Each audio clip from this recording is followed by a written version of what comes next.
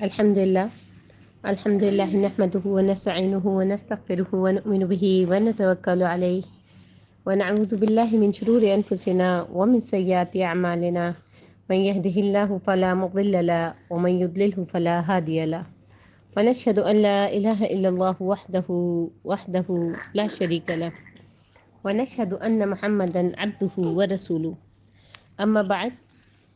فقال الله تعالى في القرآن المجيد فرقان الحميد ولا تحسبن الذين قتلوا في سبيل الله أمواتا بل أحياء عند ربهم يرزقون۔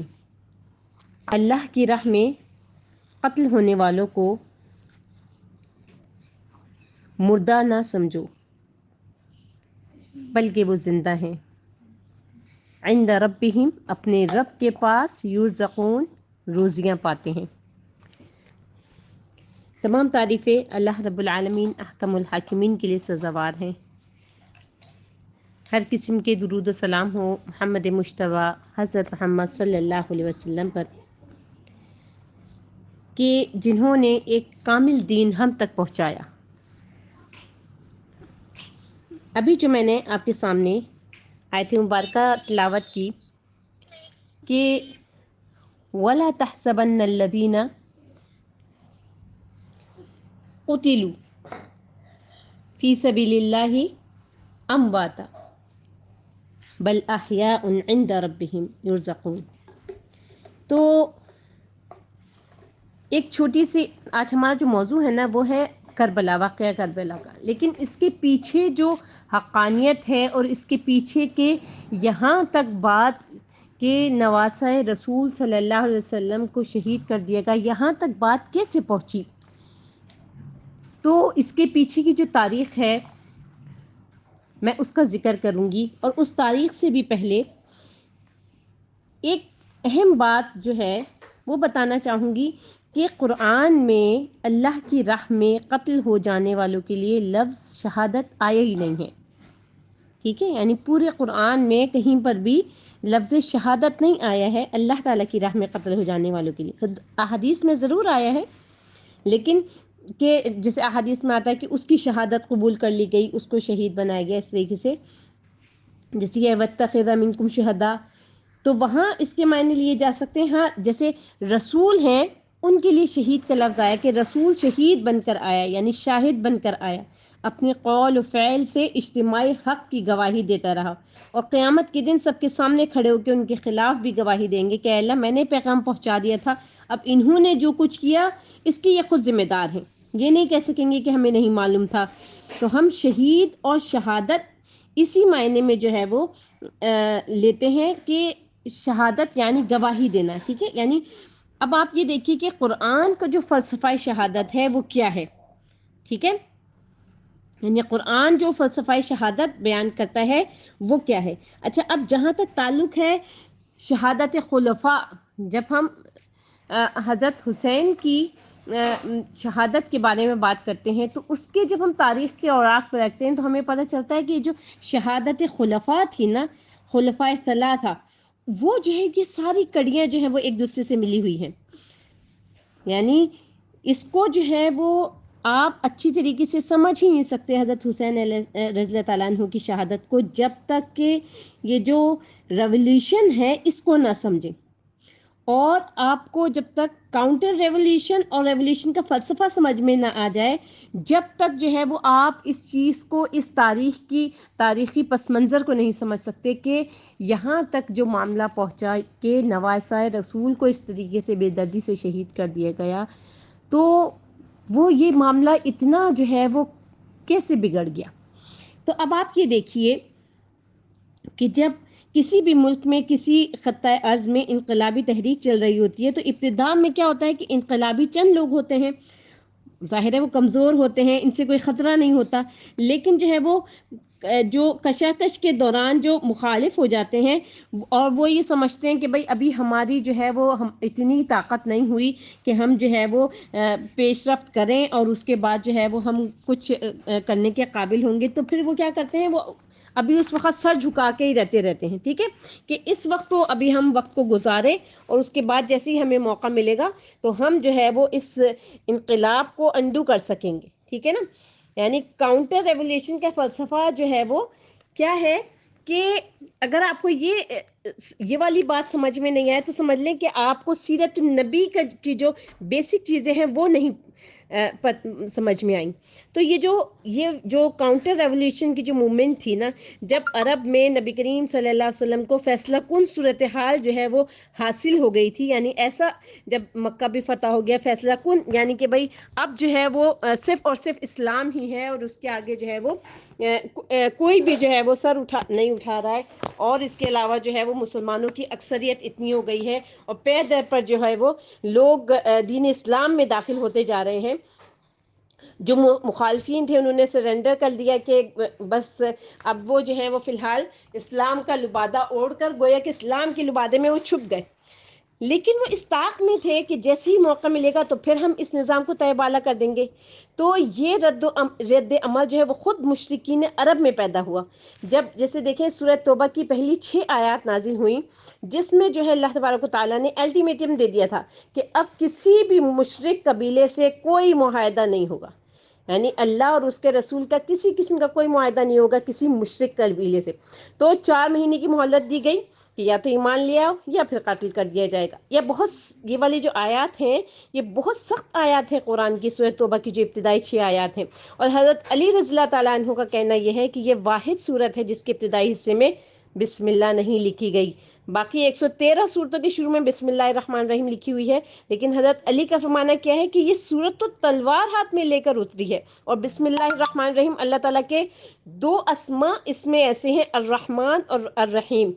تو یہ تمہارے لیے جو ہے وہ اتنی سخت قسم کی صورت جو اتاری گئی وہ اسی لیے بسم اللہ الرحمن الرحیم کے بغیر اتاری گئی کہ اب جو ہے بس صرف تمہارے لیے سامنے 2 سچویشنز ہیں، یا ایمان لے آؤ یا قتل کر دیے جاؤ گے، اور اس میں تیسری صورت خود بخود یہ نکلتی تھی کہ یا پھر ملک چھوڑ کے چلے جاؤ۔ تو اکثر نے ایسے ہی کیا، اکثر نے گردنیں جھکا دی،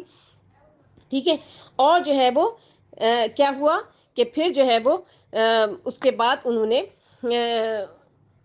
ایک تعداد ایسی تھی جو چلے گئے، ایک تعداد ایسی تھی جس نے گردن جھکا لی، اور ایک جو ہے وہ ایمان لے آئی، ٹھیک ہے۔ اب یہ جو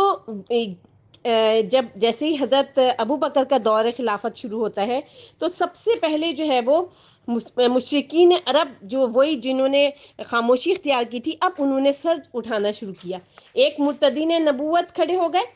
ٹھیک ہے، یعنی مرتد ہو گئے کہ بھئی یہ تو خاتم النبیین نعوذ باللہ نہیں تھے، ابھی نبی جو ہے وہ کوئی نہ کوئی اور آئے گا۔ ایک مانعین زکوٰۃ کھڑے ہو گئے، یہ رد عمل جو ہے وہ مشرکین عرب کا تھا، ٹھیک ہے نا۔ حضرت ابو بکر کی خلافت کا ایک سنہرا باب ہے جس کو کہا جاتا ہے نا آئرن فسٹ، حالانکہ وہ بہت بردبار قسم کی شخصیت تھے اور بہت ہی یعنی ہمبلنس ان کے اندر تھی، ان کی شخصیت جو ہے وہ بہت ہی نرم خو تھی، لیکن وہ جو ہے وہ ایک چٹان بن کر ان کے سامنے کھڑے ہو گئے، اور پھر انہوں نے جو ہے وہ پورے نظام کو اثر نو جو ہے وہ سیدھا کر کے، اور اس کے بعد جو ہے وہ جو ان کا خلافت کا جو دور تھا اس میں انہوں نے زکوٰۃ سے متعلق جو لوگ کھڑے ہوئے تھے یا جو مرتدین نبوت تھے یا جو مشرکین عرب تھے، ان سب سے اچھی طریقے سے جو ہے وہ لڑائی لڑی، اور ان سے کہا کہ اگر کوئی ایک زکوٰۃ جو نبی کریم صلی اللہ علیہ وسلم کے زمانے میں ایک حصہ بھی جو رسی کا ایک معمولی سا حصہ ہوتا ہے وہ بھی اگر زکوٰۃ کے طور پہ دیا کرتا تھا اور اب نہیں دے گا تو پھر میں اسے جو ہے وہ جنگ ہے اس کے ساتھ۔ تو انہوں نے اپنا جو دور خلافت ہے وہ اس طریقے سے گزارا، اور پھر حضرت عمر کے حوالے کر دیا۔ اب حضرت عمر کے زمانے میں جو جنگیں ہوئیں اس میں جو ہے وہ 2 سپر پاورز تھیں، سلطنت روما اور قیصر روم، یعنی ہرقل تھا ایک، تو ایک طرف ہرقل تھا اور دوسری طرف جو ہے وہ ایرانی خسرو پرویز تھا۔ تو اس وقت جو ہے وہ یعنی آپ یہ دیکھیے کہ عیسائیت کا جو ہے وہ نبی کریم صلی اللہ علیہ وسلم کے زمانے میں تصادم نہیں ہوا تھا، بلکہ نجاشی رحمۃ اللہ علیہ نے تو مسلمانوں کو پناہ دی، اور جو مقوقس تھا اس نے بھی نبی کریم صلی اللہ علیہ وسلم کے نامہ مبارک کی عقیدت کی تھی، اور اس کو نبی کریم صلی اللہ علیہ وسلم کو اس کے جواب میں تحفے بھیجے تھے۔ البتہ ایران کے جو ہے وہ پر خچے اڑ گئے تھے، کیونکہ نبی کریم صلی اللہ علیہ وسلم کے نامہ مبارک کو اس نے چاک کیا۔ نبی کریم صلی اللہ علیہ وسلم نے فرمایا، جب ان کو اطلاع ملی اس چیز کی تو انہوں نے کیا فرمایا کہ اس نے اپنی حکومت کو چاک اسٹارٹ کیا ہے. تو ایران میں رد عمل شدید تھا. یہ ہے وہ بیسک تھنگ، یہ ہے وہ بیسک نقطہ جو کہ آخر میں جا کے حضرت حسین کی شہادت کا باعث بنا. تو یہ جو رد عمل شدید تھا، آپ یہ جان لیجئے کہ ایرانی جو ہے وہ نا اصل میں کیا ہوتے ہیں، اس بہت اسٹرانگ نیشنلزم میں ہوتے ہیں. ان کی جو جب ان کی سلطنت ختم ہوئی تو وہاں سے جو اسٹارٹنگ ہوئی ہے نا کاؤنٹر ریولیوشن کی، کہ وہ جو ہرمزان تھا جو ایک بہت بڑا جرنیل تھا ایران کا، اور اس نے بڑی عیاری سے جو ہے وہ اپنی جان بچائی تھی. وہ جو ہے حضرت عمر کے دور خلافت میں جو ہے وہ مطلوب تھا. جب اس کو قید کیا گیا، بہت بڑا جرنیل تھا وہ، تو اس نے جو ہے وہ قید ہو کے تو آ گیا حضرت عمر کے پاس. اس نے کیا کیا کہ حضرت عمر سے کہا کہ جب حضرت عمر نے حکم دے دیا کہ اس کو قتل کر دو، تو اس نے کہا آپ مجھے بس پانی کا ایک گلاس پلا دیجئے. تو حضرت عمر نے کہا اس کے لیے پانی لے آؤ. تو اس نے کہا کہ آپ مجھے ضمانت دیجئے کہ جب تک کہ میں یہ پانی ختم نہ کر لوں، جب تک جو ہے وہ آپ مجھے قتل نہیں کریں گے. انہوں نے کہا ٹھیک ہے تم پانی پیو، اس کے بعد جو ہے وہ یہ والا جو ہے وہ قتل والے جو ہے عمل پھر کیا جائے گا. اس نے کیا کیا، وہ پانی پینے کے بجائے زمین میں گرا دیا، اور زمین میں فوراً جذب ہو گیا. اس نے کہا اب تو آپ مجھے جو ہے وہ ضمانت دے چکے ہیں، اور چونکہ میں نے پانی پیا نہیں اور زمین میں چلا گیا اب تو، اور جو ہے اب جو ہے وہ آپ مجھے قتل نہیں کر سکتے. بہرحال اس چیز میں جو ہے وہ اختلاف کیا جا سکتا ہے کہ حضرت عمر کو جو ہے وہ، حضرت عمر نے چونکہ اپنی زبان کا پاس کیا، اپنے وعدے کا پاس کیا، اور یہ ان کی شرافت اور ان کے وعدے کا پاس تھا. لیکن جو ہے وہ اس کی جو ہے وہ شرارت کیا تھی، یہ جو جرنیل تھا ہرمزان، اس کی شرارت یہ تھی کہ اس نے جو ہے وہ اگرچہ کہ حضرت عمر نے اتنی بڑی بات کی کہ اس کی جان بخشی کر دی، اس کے باوجود جو ہے چونکہ جو ہے وہ یہ مسلمانوں کا ایک بدترین قسم کا دشمن تھا، تو اس نے جو ہے وہ جب حضرت عمر نے اس کو جانے دیا اور چھوڑ دیا، تو بجائے اس کے کہ یہ جو ہے وہ شکر گزار ہوتا حضرت عمر کا، اس نے جو ہے وہ پھر ایک پلاننگ کی اور ایک سازش کی، اور ابو لولو فیروز کو جو ہے وہ بھیجا اس نے، اور حضرت عمر رضی اللہ تعالیٰ عنہ کو شہید کروا دیا. یہ گویا دوسری کاؤنٹر ریولیوشن تھی. یعنی اب آپ یہ دیکھیے کہ گویا ایک چکی چل رہی تھی، کہ جیسے کہتے ہیں نا کہ چکی کی جو تلی ہوتی ہے وہ ہٹ جاتی ہے تو جو ہے وہ پھر چکی چل ہی نہیں سکتی. تو یہ بات جو ہے وہ حضرت علی رضی اللہ تعالیٰ عنہ نے حضرت عمر کو فرمائی تھی، کہ جب شام کے محاذ پر بہت زیادہ پسپائی ہو رہی تھی تو حضرت عمر رضی اللہ تعالیٰ عنہ نے ارادہ کیا کہ میں خود محاذ پر جاؤں گا. تو حضرت علی نے فرمایا تھا آپ مت جائیں، چکی اسی وقت چلتی رہتی ہے جب تک کہ اس کی تلی جو ہوتی ہے وہ موجود رہتی ہے، اور آپ اس وقت جو ہے وہ امت مسلمہ کے لیے ایک تلی کی صورت میں جو ہے وہ ہے. تو اس لیے اگر آپ چلے جائیں گے اور جو شام کا جو محاذ ہے اس میں جو ہے وہ اگر آپ کو کوئی نقصان پہنچا، آپ شہید کر دیے گئے، تو پھر جو ہے وہ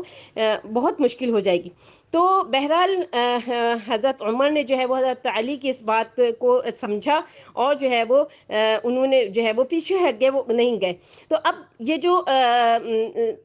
جو بھی امت مسلمہ میں جو دشمن پیدا ہو چکے تھے، جو دشمن عناصر پیدا ہو چکے تھے ایران کے اور عیسائی اور یہودی، تو انہوں نے کیا سوچا، انہوں نے کیا سمجھا کہ یہ جو اسلام کی عمارت ہے یہ حضرت عمر کے بل پر ہی چل رہی ہے، سارا نظام انہی کے اس میں چلا. اگر عمر کو ہٹا دیا جائے گا، اگر عمر پیچھے ہٹ گئے تو پھر یہ سارا کا سارا بیٹھ جائے گا. تو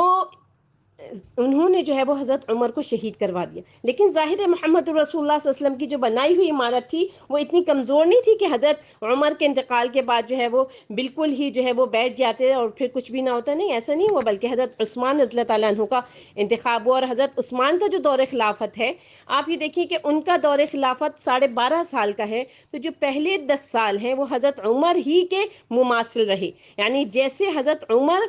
کا دور خلافت تھا، اسی طریقے سے جو ہے وہ اسی کی طرح سے تھے. اب ہمارے ذہنوں میں یہ بٹھا دیا گیا ہے کہ 12.5 سال شدید قسم کے پورا فتنہ ہی فتنے میں گزرا ہے. ایسا نہیں.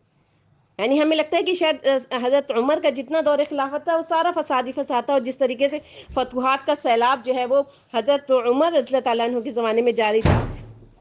اسی طریقے سے جو ہے وہ حضرت عثمان رضی اللہ تعالیٰ عنہ کے زمانے میں بھی جو ہے وہ وہی فتوحات کا جو سیلاب تھا وہ جاری و ساری تھا. اور آخری 2 سالوں میں جو ہے وہ جو حضرت عثمان رضی اللہ تعالیٰ عنہ کے جو آخری 2 سال تھے اس میں ایک فتنہ اٹھا. یہ فتنہ کیا تھا، اس کو اچھی طریقے سے سمجھیں کہ یہ فتنہ کیا تھا. یہ فتنہ تھا مذاہب کی جو ایک تو یہ تھا کہ مملکت میں سے ہرقل اور ایران اور شمالی افریقہ یہ ساری کی ساری مملکتیں جو ہے وہ ختم ہو گئی تھی. مغربی ایشیا سے بھی جو ہے وہ ان کو نکال دیا گیا تھا مشرکین کو اور یہودیوں کو. لیکن جو یورپ ہے اس میں جو ہے وہ لوگ قائم تھے، یعنی ان کی سلطنت تھی. ایرانی سلطنت کا خاتمہ ہو گیا تھا. لیکن جو مشرکین عرب ہیں، جس کا جو پہلا وار جو ہے مشرکین عرب نے جو ہے حضرت ابو بکر کی خلافت میں کیا تھا، جو یہ جو مختلف قسم کے فتنوں کی صورت میں. تو دوسرا جو وار تھا وہ عیسائیوں والا معاملہ تھا. ٹھیک ہے، اب عیسائیوں کا حضرت محمد صلی اللہ علیہ وسلم سے تصادم نہیں ہوتا زیادہ، ٹھیک ہے، لیکن یہودیت جو ہے وہ ظاہر ہے کہ اسلام نے یہودیت کو ختم کیا تھا. ٹھیک ہے، یعنی کم از کم جزیرہ عرب میں سے جیسے مدینے میں 3 قبیلے تھے، بنو قریظہ، بنو نذیر اور بنو قینقاع، ان کو جو ہے نبی کریم صلی اللہ علیہ وسلم نے نکالا. اس کے بعد پھر جو ہے وہ خیبر پر میں جا کے وہ آباد ہوئے، خیبر سے بھی ان کو نکالا گیا. اس اعتبار سے یہودی جو ہے یہودیت کو جو ختم کیا گیا تھا، تو وہ یہودی سمجھتے تھے کہ ہم تو اللہ تعالیٰ کی طرف سے نمائندہ جماعت ہیں، اب انہیں معزول کر دیا گیا اور امت محمدیہ کو اس کی جگہ پہ کھڑا کر دیا گیا. تو لہٰذا سب سے زیادہ جو نقصان پہنچا تھا نبی کریم صلی اللہ علیہ وسلم سے اور اسلام سے، وہ یہودیوں کو پہنچا تھا. تو ان کا جو رد عمل سامنے آیا تھا، جس کے جو یہودیوں کا جو رد عمل تھا، جس کے نتیجے میں جو ہے وہ حضرت عمر رضی اللہ تعالیٰ عنہ شہید ہوئے، حضرت عثمان رضی اللہ تعالیٰ عنہ شہید ہوئے، حضرت علی رضی اللہ تعالیٰ عنہ شہید ہوئے. اب اس چیز کو آپ دیکھیں کہ یہ رد عمل جو ہے وہ ایک شخص کی طرف سے تھا. بعض لوگ یہ سمجھتے ہیں کہ یہ ایک ایسی خامخواہ کی کہانی ہے کہ ایک شخص اتنا بڑا کام کیسے کر سکتا ہے. اور وہ شخص کون سا تھا؟ عبداللہ بن سبا، جس کے ماننے والوں کو سبائی کہا جاتا ہے، جو آخر میں حضرت عثمان کے بھی جو ہے وہ قاتل نکلے تھے. تو یہ عبداللہ بن سبا جو ہے وہ ایک یہودی تھا، جس نے اسلام کا لبادہ اوڑھ کر حضرت عثمان رضی اللہ تعالیٰ عنہ کے عہد خلافت میں یہ مدینے آیا. اب اس کا ذکر کرنے سے پہلے جو ہے وہ ایک چھوٹی سی یہ چیز سمجھیں کہ ایک شخص جو ہے وہ کیا کچھ کر سکتا ہے. جیسے ہمارے ذہنوں میں یہ ہے نا کہ ایک شخص کس طریقے سے پوری سلطنت کا خاتمہ کر سکتا ہے، یا ایک شخص کس طریقے سے جو ہے وہ اتنا لمبا وہ جو ہے وہ پلاننگ کر سکتا ہے کہ جس سے جو ہے وہ سلطنتوں کی سلطنتیں ختم ہو جائیں، اور وہ بھی ایسے مضبوط ترین لوگ جو کہ نبی کریم صلی اللہ علیہ وسلم کی جو ہے وہ پرورش کردہ تھے. آپ دیکھیں اس کی مثال یہ ہے کہ جیسے حضرت مسیح کے زمانے میں پورے دین کو، یعنی حضرت عیسیٰ علیہ السلام کے زمانے میں پورے دین کو ایک شخص نے ختم کیا تھا. وہ کون تھا؟ سینٹ پال، جس کو دنیا جانتی ہے. اس نے جو ہے توحید کو تثلیث میں بدل دیا تھا. حضرت عیسیٰ علیہ السلام نے تو ظاہر توحید کی تعلیم دی تھی نا، تو اس نے توحید کو ختم کر کے تثلیث میں بدل دیا تھا. جیسے کہ پہلے باپ، ماں اور بیٹا تھے، ٹھیک ہے، یعنی یہ تھا کہ حضرت عیسیٰ علیہ السلام اور ان کی ماں اور اللہ تبارک و تعالیٰ نے جو ہے وہ اپنی جو روح ہے وہ اپنی پھونک جو ہے وہ حضرت جبرائیل علیہ السلام کے ذریعے سے حضرت مریم علیہ السلام میں پھونکی تھی. تو اس نے جو ہے وہ کیا بنا دیا تثلیث کہ بیٹا، ماں، روح القدس. لہٰذا شریعت موسیٰ جو تھی اس کو بھی ساقط کر دیا. جبکہ حضرت عیسیٰ علیہ السلام کہہ کر گئے تھے، تو جو حضرت عیسیٰ علیہ السلام کہہ کے گئے تھے کہ جو ہے تم نے جو ہے وہ تبلیغ کو بھی جو ہے وہ وسیع نہیں کرنا ہے. کس لحاظ سے وسیع نہیں کرنا ہے؟ کہ تم نے صرف یہودیوں کو خطاب کرنا ہے، اور اس میں اسرائیل کے گھرانے، یعنی حضرت عیسیٰ علیہ السلام کا قول ہے نا کہ میں اسرائیل کے گھرانے کی کھوئی ہوئی بھیڑوں کو تلاش میں آیا ہوں. ٹھیک ہے، یعنی اس کے فوراً بعد اس کا کیا مطلب تھا کہ جو ہے وہ جو یہودیت تھی اس کو جو ہے یہودی اور عیسائی الگ الگ قوم نہیں تھے. ٹھیک ہے نا، یعنی یہودی جو ہے وہ حضرت موسیٰ علیہ السلام کے ہی دین کے پیروکار تھے، اور عیسائی جو ہے وہ حضرت عیسیٰ علیہ، تو وہ انہی کا ایک حصہ تھے. ٹھیک ہے نا. لیکن اس نے کیا کیا، اس شخص نے، کہ پہلے تو سب سے پہلے ایسے لوگ کیا کرتے ہیں، دین کا لبادہ اوڑھا، پھر فراڈ کر کے جو ہے وہ اپنی ایک حیثیت بنائی، اور دین مسیحی جو تھا یعنی حضرت عیسیٰ علیہ السلام، اس کو بالکل ختم کر دیا. ٹھیک ہے، یعنی آج وہ جو اصل جو دین مسیح تھا وہ بالکل ختم کر دیا، کہ جب تک حضرت عیسیٰ علیہ السلام زندہ تھے تو عیسائیوں کی جو حیثیت تھی وہ یہودیوں کے ایک فرقے سے زیادہ نہ تھی. ٹھیک ہے نا. لیکن ایک جماعت، یعنی ایک یہ جو شخص تھا سینٹ پال، تو اس نے کیا کیا کہ اس کو پہلے تو حضرت عیسائیوں کو کہا کہ تمہارا ایک علیحدہ سے مذہب ہے، اور جو ہے اس کو باقاعدہ ایک مذہب قرار دے کر، تو صرف اس ایک شخص کی وجہ سے جو ہے وہ آج جو دین مسیحی آپ کو بگڑی ہوئی شکل میں نظر آتا ہے، وہ اس ایک شخص کا جو ہے فتنہ شروع کیا ہوا تھا، اس کو جو ہے وہ پھر باقی عیسائیوں نے مل کر مکمل کیا۔ اسی طریقے سے جو عبداللہ بن سبا تھا، وہ جو ہے وہ یہودیوں کا فتنہ گر تھا، اگرچہ کہ اہل تشیع میں سے کچھ لوگ کہتے ہیں کہ ابن سبا تو ایک ثانی شخصیت تھا، حالانکہ ان کی جو اپنی کتاب ہے کتاب الرجال تشیع، اس میں اس کا ذکر موجود ہے، اور جو ہے یہ حضرت علی رضی اللہ تعالیٰ عنہ نے اپنے عہد خلافت میں اس کو باقاعدہ جلایا تھا، یعنی اس کو ایسے سزا دی تھی کہ جو ہے حضرت علی رضی اللہ تعالیٰ عنہ نے، کہ اس نے وجہ کیا تھی اس کی، پہلے وجہ سنیے کہ سب سے پہلے یہ تو مدینے میں آیا جس وقت حضرت عثمان رضی اللہ تعالیٰ عنہ کی خلافت تھی، اس وقت یہ مدینے میں آیا، اور اس نے کیا کام کیا کہ چند عقیدوں کی اشاعت شروع کر دی۔ سب سے پہلا عقیدہ کیا تھا کہ اس نے کہنا شروع کر دیا کہ حضرت علی جو ہیں وہ خدا ہیں اور خدا کا اوتار ہیں، اور دوسرا یہ کہ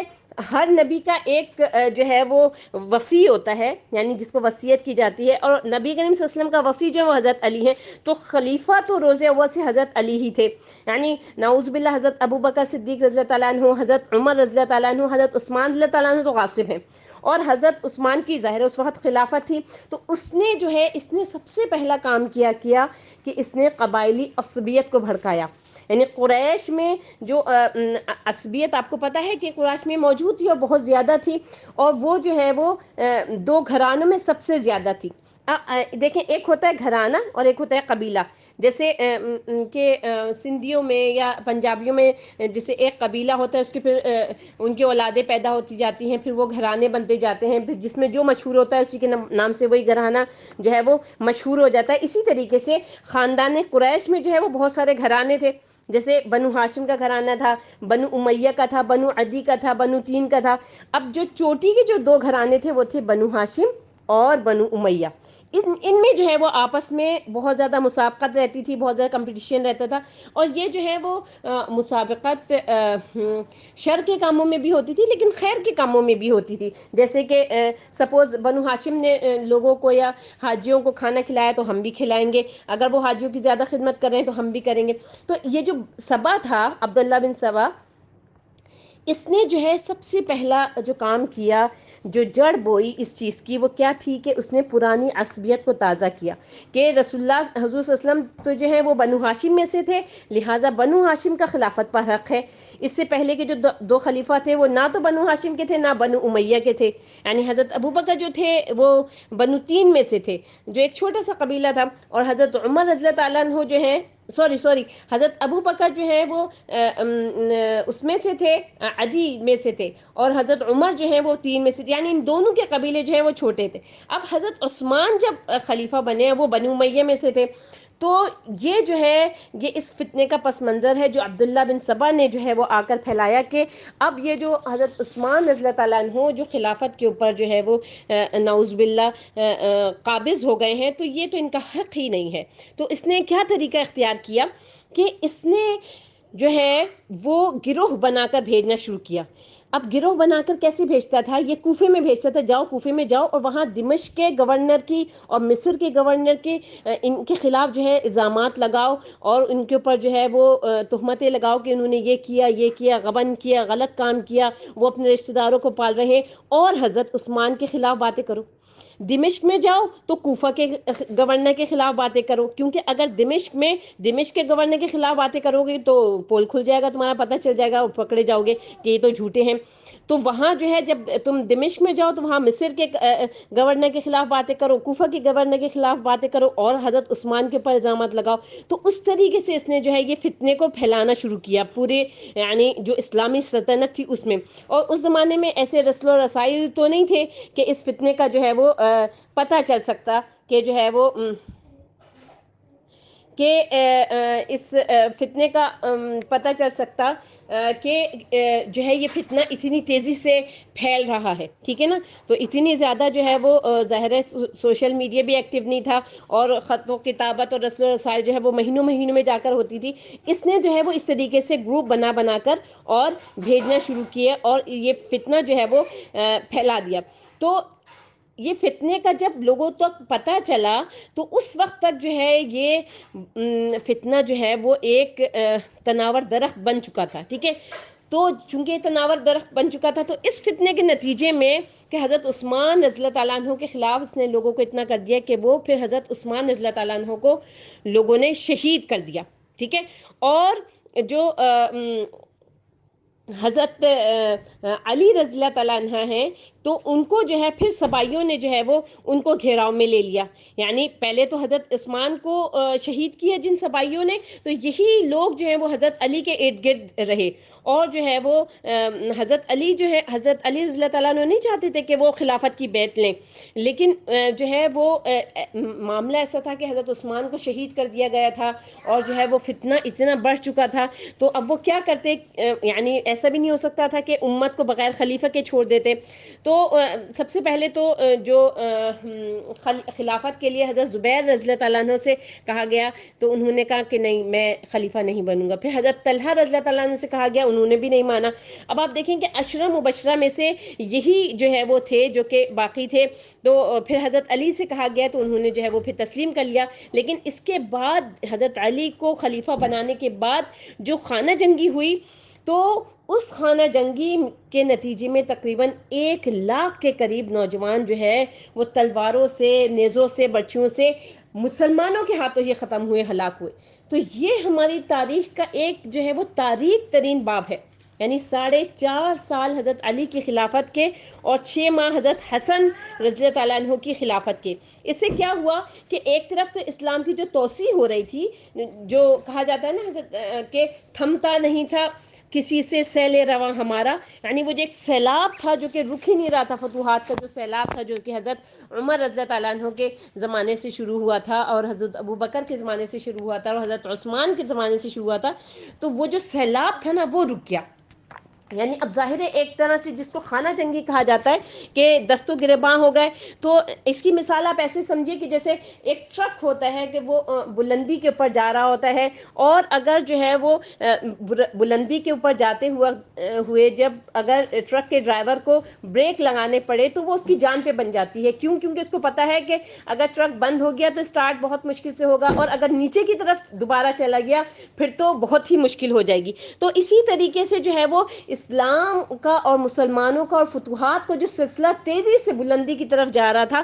وہ جو ہے اب رک گیا، ٹھیک ہے. تو اب جو ہے وہ انہوں نے کیا کیا کہ جو ہے وہ حضرت جب یہ جو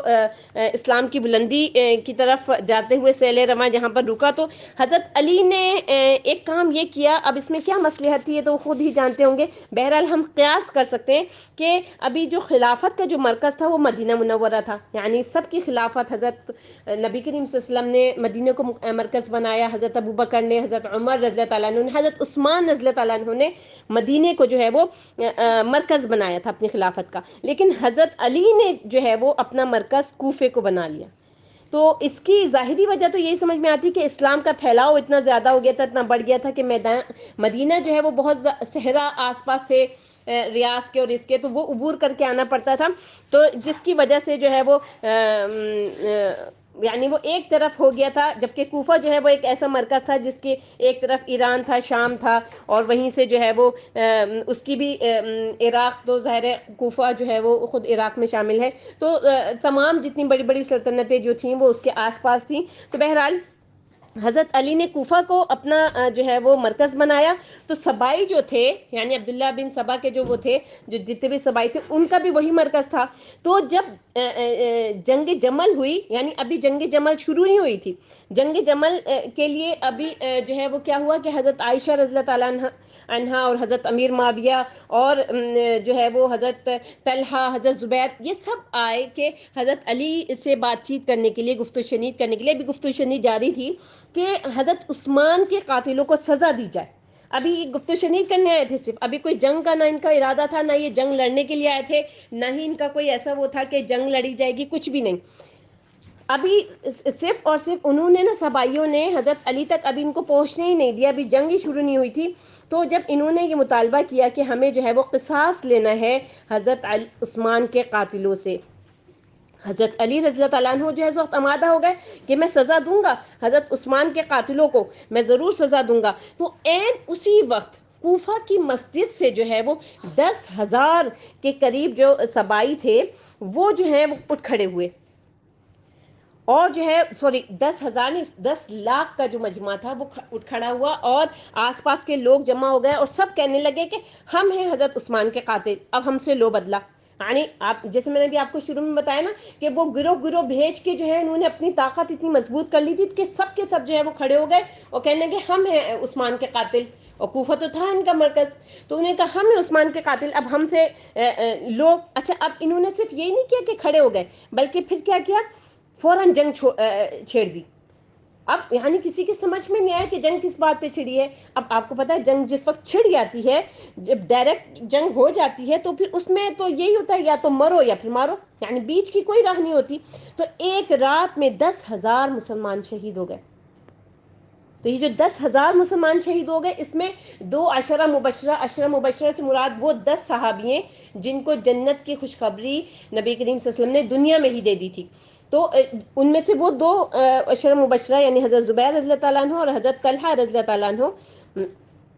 تو یہ جو ہے وہ یہ بھی جو ہے وہ ان میں شامل تھے، یعنی جن کو جو ہے وہ شہید کر دیا گیا. تو یہ تو صورت تھی کہ صبائیوں نے گھیراؤ کیا ہوا تھا حضرت علی کا. حضرت معاویہ جو تھے، حضرت امیر معاویہ جو تھے، وہ دعوے دار نہیں تھے خلافت کے، یعنی قطعی دعوے دار نہیں تھے. ان کا صرف ایک دعویٰ یہ تھا کہ حضرت عثمان کے قاتلوں کو سزا دو، گرفتار کرو یا ہمارے حوالے کر دو، ہم خود ہی قصاص لے لیں گے. کیونکہ یہ جو حضرت امیر معاویہ تھے یہ خاندان بنی امیہ میں سے تھے، اور حضرت عثمان رضی اللہ تعالیٰ عنہ بھی خاندان بنی امیہ میں سے تھے. ٹھیک ہے، تو ایک تو خاندانی طور پر جو ہے انہوں نے کہا کہ ہم قصاص لیں گے، اور جو ہے وہ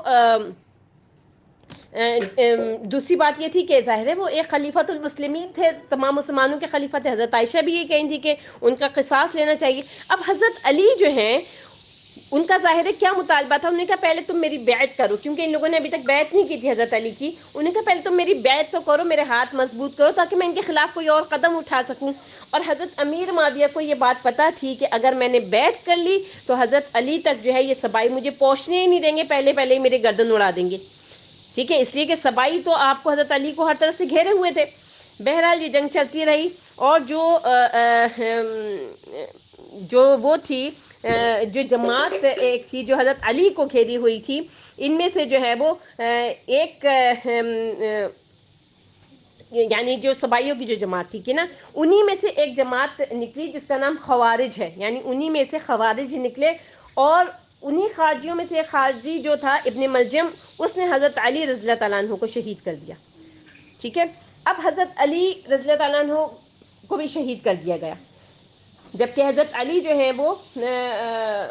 وہ کیا چاہ رہے تھے کہ جو ہے وہ حضرت عثمان کے قاتلوں کا جو ہے وہ لازمی بدلہ لیں، لیکن جو ہے وہ انہوں نے اس چیز کا موقع ہی نہیں دیا. اب حضرت حسن رضی اللہ تعالیٰ عنہ جو ہے وہ دیکھیے ایک اتنی بہترین بات کہ جب حضرت علی رضی اللہ تعالیٰ عنہ سے یہ پوچھا گیا کہ ہم جو ہے وہ آپ کے بیٹے پر بیعت کر لیں، یعنی آپ کو پتہ ہے کہ مسلمانوں میں کتنی خانہ جنگی ہو گئی ہے، تو اب آپ کسی کو خلیفہ بنا کے جائیں یا پھر ہم آپ کے بیٹے کے اس پہ جو ہے وہ بیعت کر لیتے ہیں. تو حضرت علی نے اتنی بہترین بات کی کہ انہوں نے کیا کہا کہ نہ تو میں اس بات کا تم کو حکم دیتا ہوں اور نہ ہی اس بات سے روکتا ہوں، یہ تمہارا فیصلہ ہے، تمہاری مرضی ہے، یعنی امرہم شورا بینہم، تم اپنے باہمی مشورے سے جو فیصلہ کرو. اس کا کیا مطلب ہے؟ اس کا مطلب ہے کہ باپ کے بعد بیٹے کی جو خلافت ہے وہ ہرگز حرام نہیں ہے، ورنہ وہ یہ بھی کہہ سکتے تھے کہ میرا بیٹا ہے لازمی اس کو خلیفہ بناؤ، یا وہ یہ بھی کہہ سکتے تھے کہ نہیں حضرت حسن کو جو ہے وہ کیوں خلیفہ بنا رہے ہو، بن ہی نہیں سکتا. ٹھیک ہے، انہوں نے کیا کہا؟ انہوں نے کہا کہ تمہاری مرضی ہے، تم آپس میں فیصلہ کرو. حضرت عمر رضی اللہ عنہ کو بھی یہی کہا گیا تھا کہ اپنے بیٹے کو نامزد کر دیں، تو یعنی حضرت عبداللہ بن عمر کو. تو انہوں نے کیا کہا تھا کہ میں اس بیٹے کو نامزد کر دوں جس کو طلاق بھی دینی نہیں آتی. یعنی وہ جو حضرت عمر تھے عبداللہ بن عمر، انہوں نے اپنی کسی زوجہ محترمہ کو طلاق دی تھی، اور جو صحیح یعنی بالکل صحیح طریقہ ہوتا ہے وہ اختیار نہیں کیا تھا، تو انہوں نے حضرت عمر نے کیا کہا کہ میں اس کو خلیفہ بنا دوں جس کو طلاق بھی دینی نہیں آتی. تو انہوں نے بھی یہ نہیں کہا تھا کہ باپ کے بعد بیٹا جو ہے وہ خلیفہ نہیں ہو سکتا، یعنی کہیں پہ بھی یہ نہیں تھا. ٹھیک ہے، نہ قرآن میں ایسا کوئی دلیل ملتی ہے نہ حدیث میں کہ باپ کے بعد جو ہے وہ بیٹا خلیفہ نہیں بن سکتا. تو حضرت علی رضی اللہ تعالیٰ عنہ نے بھی یہی فرمایا کہ نہ تو میں تمہیں روکتا ہوں اس بات سے، نہ ہی حکم دیتا ہوں. بہرحال حضرت حسن رضی اللہ تعالیٰ عنہ نے حضرت امیر معاویہ رضی اللہ تعالیٰ عنہ سے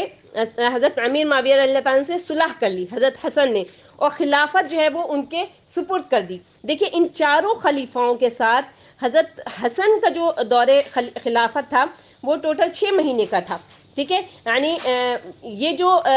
حضرت حسن کا جو دور خلافت ہے یعنی 6 مہینے، یہ بھی خلافت راشدہ میں شامل ہوتا ہے. یعنی 30 سال جو پورے ہوتے ہیں اسی حدیث کے مطابق سے، جیسے کہ نبی کریم صلی اللہ علیہ وسلم نے فرمایا تھا کہ خلافت جو ہے وہ 30 برس تک رہے گی، پھر ملوکیت آ جائے گی. تو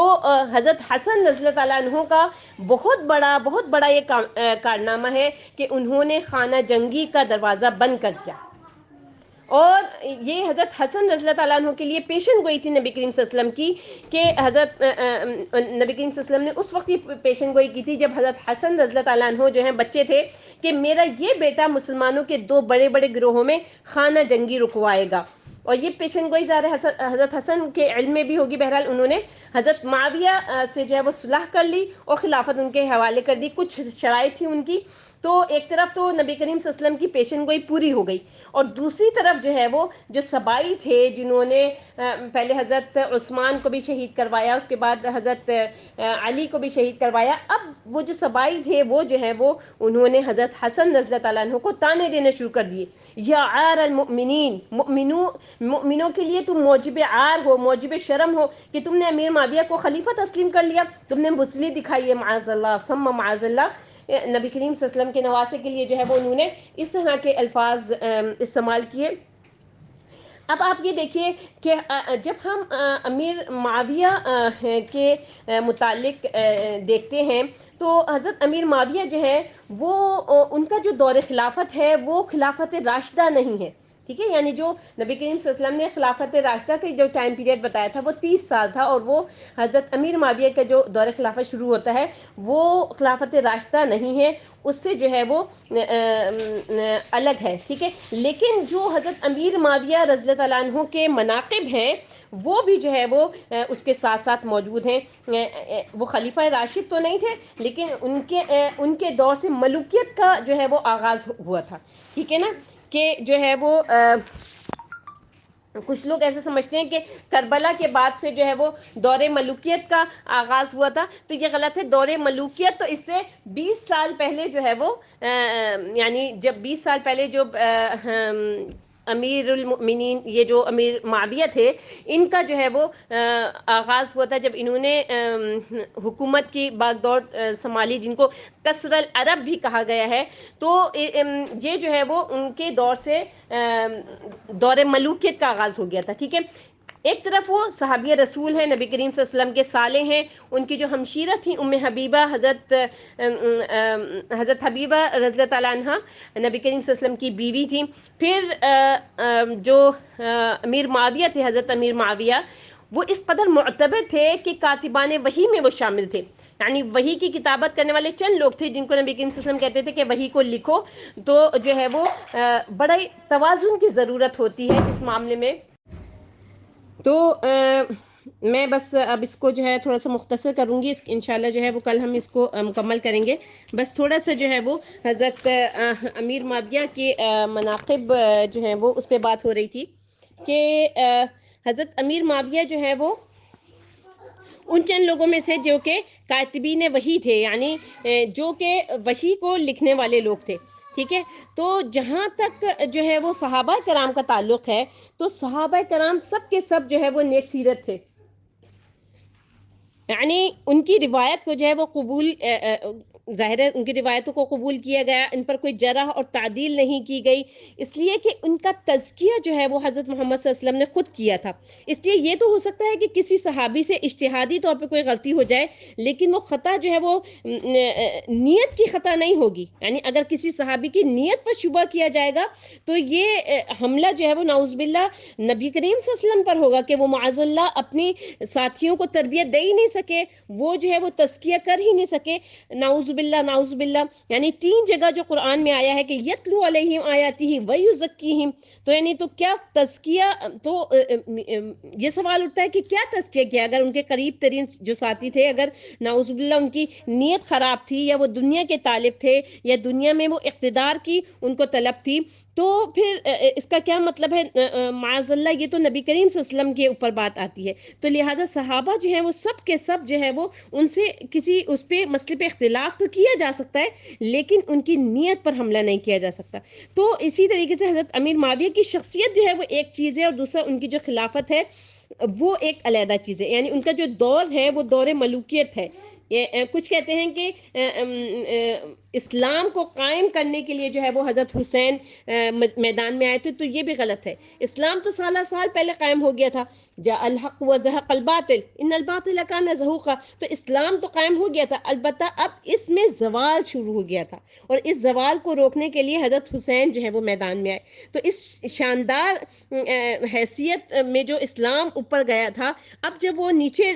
گرنے لگا، یعنی اس کو زوال آنے لگا، تو یہ ان کی سعی تھی۔ حضرت امیر معاویہ کے جو 20 سال ہیں وہ نہایت اطمینان سے، یعنی ان کے 20 سال کے جو دور حکومت تھا اس میں کوئی جھگڑا نہیں ہوا، کوئی خانہ جنگی نہیں، کوئی اختلاف نہیں ہوا۔ یہ بھی ایک بڑی جو ہے وہ تاریخ چشم حقیقت ہے جو کہ اکثر لوگوں کے علم میں نہیں ہے۔ صبائب جو تھے وہ بھی ان کے جو ہے وہ دور حکومت میں دب کے رہے، اور ان کے جو حضرت امیر معاویہ کی جو حکومت تھی وہ اتنی مضبوط تھی اور اتنی کنٹرول تھی کہ کسی کو سر اٹھانے کا موقع نہیں ملا۔ جیسے کہ میں نے پہلے بھی کہا نا کہ ریولیوشن کے مضبوطی کے موقع پر دشمن جو ہے وہ دب جاتے ہیں، کہ پھر موقع ملے گا تو پھر اٹھیں گے، حساب کتاب پھر لیں گے۔ تو 20 سال تک جو ہے وہ یہ جو مضبوط حکومت ہے وہ حضرت امیر معاویہ نے کی۔ اچھا، جب 10 سال گزر گئے تھے حضرت امیر معاویہ کی حکومت کو، تو جو مغیرہ ابن شعبہ جو کہ ایک بزرگ صحابی ہیں وہ آئے اور انہوں نے کہا کہ دیکھیے امیر المؤمنین کتنی بڑی خانہ جنگی رہی ہے مسلمانوں میں، اور اگر اب بھی آپ امت کو اسی طرح سے بغیر کسی کو مقرر کیے چھوڑ کر چلے جائیں گے تو پھر سے مسلمانوں میں خانہ جنگی ہو جائے گی۔ 1 لاکھ جو ہے وہ اس وقت ہلاک ہوئے تھے، اب نہ جانے کتنے ہلاک ہوں گے، لہٰذا آپ اپنی زندگی میں ہی جو ہے وہ کسی کو نامزد کر دیں۔ تو جو ہے وہ ابھی یہ 10 سال گزرے تھے، اب ظاہر ہے کسی کو کسی کی موت کا یا کسی کی زندگی کا علم نہیں ہوتا کہ کس وقت جو ہے وہ کس کی موت آئے گی، ابھی جو ہے وہ حکومت کے کتنے سال باقی ہیں، لیکن بہرحال حضرت جو مغیرہ بن شعبہ تھے جو بہت ایک معتبر صحابی ہیں، انہوں نے جو ہے وہ ریکویسٹ کی حضرت امیر معاویہ سے، اور جو ہے وہ اس کے بعد امیر معاویہ جو ہے اس چیز کے اوپر راضی نہیں تھے، لیکن ان کے دلائل اتنے مضبوط تھے کہ جو ہے وہ ان کو جو ہے وہ ان کی یہ بات ماننی پڑی۔ اچھا، اب جو ہے وہ کس طریقے سے جو ہے وہ انہوں نے اپنے بیٹے کو خلیفہ کے لیے نامزد کیا، اور کیا کیا جو ہے وہ ہوا، جس کے نتیجے میں جو ہے حضرت حسین رضی اللہ تعالیٰ عنہ کی شہادت ہوئی، اس پہ جو ہے وہ انشاءاللہ ہم کل بات کریں گے۔ اللہ رب العالمین احکم الحاکمین سے استعداء ہے، اللہ تعالیٰ سے دعا ہے کہ اللہ رب العالمین احکم الحاکمین ہمیں صحیح بات کو سمجھنے کی اور صحیح بات کو آگے پہنچانے کی اور تاریخ کے حقائق سے چشم پوشی نہ کرنے کی جو ہے وہ اللہ تبارک و تعالیٰ توفیق عطا فرمائے۔ اور جو صحابہ کرام سے ریلیٹڈ جو ہے وہ عام طور پر ایک باتیں مشہور کر دی جاتی ہیں، جبکہ ہم تو ان کے جو پیروں پہ خاک ہوتی تھی اس کے بھی برابر نہیں ہیں، تو ہماری کوئی حیثیت نہیں ہے کہ ہم ان کے متعلق کوئی بات کہیں، یا ہم یہ بات کہیں کہ انہوں نے یہ غلط کیا اور انہوں نے یہ صحیح کیا۔ جو اسپیشل جو صحابہ کرام کی جو جماعت تھی، جس کی نبی کریم صلی اللہ علیہ وسلم نے خود تزکیہ فرمایا تھا، خود ان کی تربیت فرمائی تھی، ان سے ریلیٹڈ جو ہے وہ کسی بھی قسم کی بات کرنا جو ہے سراسر جرم ہے۔